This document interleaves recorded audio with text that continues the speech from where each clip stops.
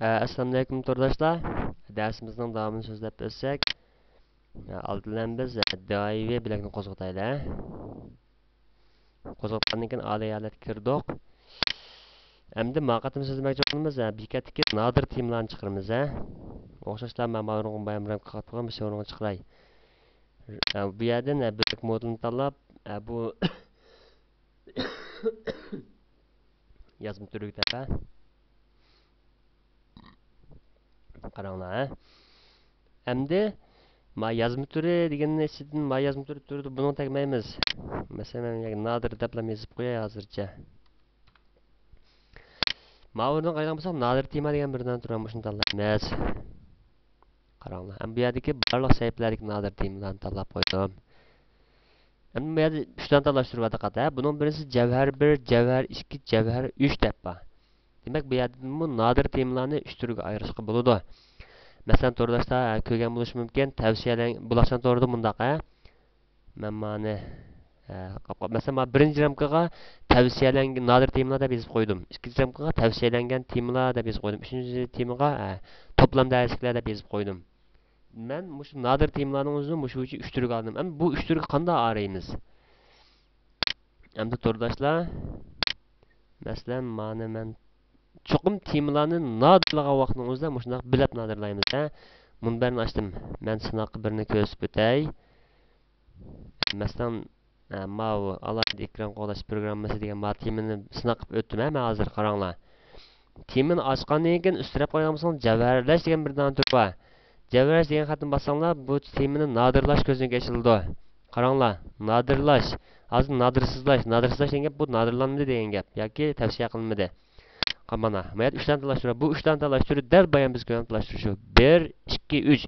Siz bu temani nodirlagan vaqtingizda birinchisini tanlaymiz, ikkinchisini tanlaymiz, uchinchisini tanlaymiz. Siz chuqum buni ayirib tanlang. Masalan, nodir tema deganga chuqum siz boshqa alohida chuqum ko'rsin degan temalarni ma'noga chiqarib qo'yib, ikkinchi turga masalan ba'zi alohida tavsiyalangan darsga mushli 3 turga ayirib temalarni nodirlaysiz. Chiqargan vaqtning o'zida siz mana boshbatga chiqargan vaqtning o'zida 3 bilakka bo'lib 3 o'rinni chiqarib beralaysiz degan gap.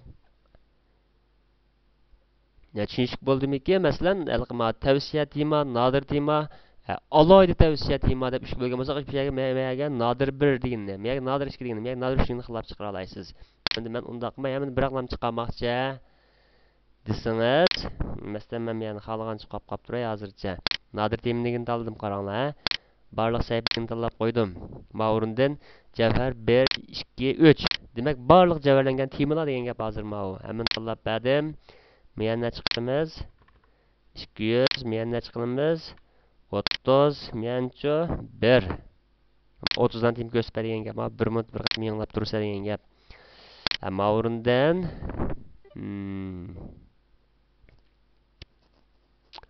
ko'rish qadim sanoqchasini chizib qo'ysin, qaraylar. Bo'ldi. Demak, hozir bu yerga jami men 30 dan nodir temini chiqarib berdim, lekin men aran 28 temini nodirlabdim bekatda. Bo'ldi. Ammo o'ringa birdan mavzu yozib o'tay.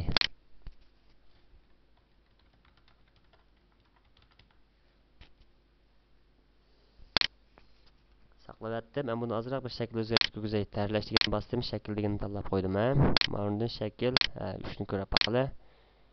Ama qizil rang ekan, 3 xil chiqib qolsin. To'g'ri o'zi tanlab ham bir xil moslashtiruvasi bo'ldi, Bundan keyin saqlavatdim. Mana bu eng yangi yozma, yangi inkaslik yozma.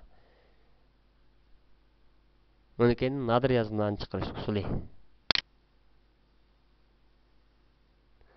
Darsimiz yagichi bo'lsin. Xayr xo'sh.